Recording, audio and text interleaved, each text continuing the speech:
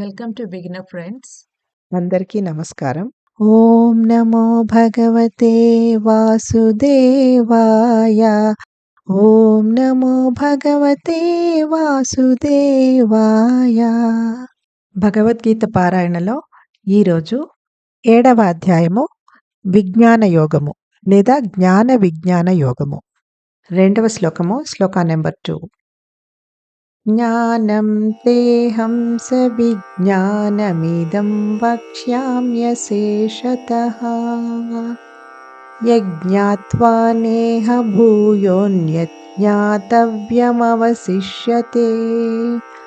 తాత్పర్యం: ఏ జ్ఞానాన్ని విజ్ఞానాన్ని తెలుసుకున్న పిదప ఇంకా ఏమీ తెలుసుకోవటానికి ఈ లోకంలో మిగిలి ఉండదో దానిని నేను నీకు సంపూర్ణముగా తెలియజేస్తాను. ఇంద్రియ మనోబుద్ధుల చేత తెలుసుకున్న దానిని జ్ఞానము అంటారు. ఆధ్యాత్మిక సాధన వలన అంతర్గతంగా లోనుండి తెలియవచ్చిన దానిని విజ్ఞానము అంటారు. విజ్ఞానము అనేది బుద్ధిచే నేర్చుకున్నది కాదు, నేరుగా అనుభవపూర్వకంగా తెలుసుకున్నది. గురువు మరియు శాస్త్రముల నుండి మనకు తెలిసేది జ్ఞానము.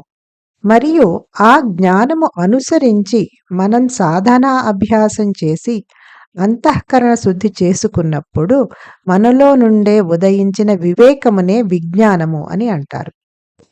సర్వోత్కృష్ట పరమాత్మ యొక్క సిద్ధాంత జ్ఞానంచే అర్జునుడిని ప్రకాశితం చేస్తానని మరియు అతనికి దాని అంతర్గత విజ్ఞాన వికాసానికి తోడ్పడతానని శ్రీకృష్ణుడు ప్రకటిస్తున్నాడు. ఈ విజ్ఞానం తెలుసుకున్న తరువాత ఇంకా తెలుసుకోవటానికి ఏమీ మిగలదు. Meaning of the Shloka is: I shall now reveal unto you fully this knowledge and wisdom, knowing which nothing else remains to be known in this world. Jnana is the knowledge learned by applying the mind, senses and intellect. In contrast, Vijnana, that is wisdom, is the knowledge gained through spiritual practice. It is a direct experiential realization and should not be misunderstood for intellectual knowledge. Guru gives us jnana, which is the theoretical knowledge of the scriptures. Yet, we need to practice sadhana as per the acquired jnana, which would consequently purify our mind. Only then, vijnana, through self-realization, will be attained.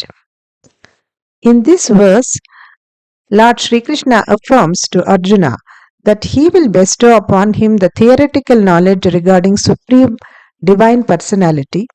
He will also illuminate his mind with the required wisdom.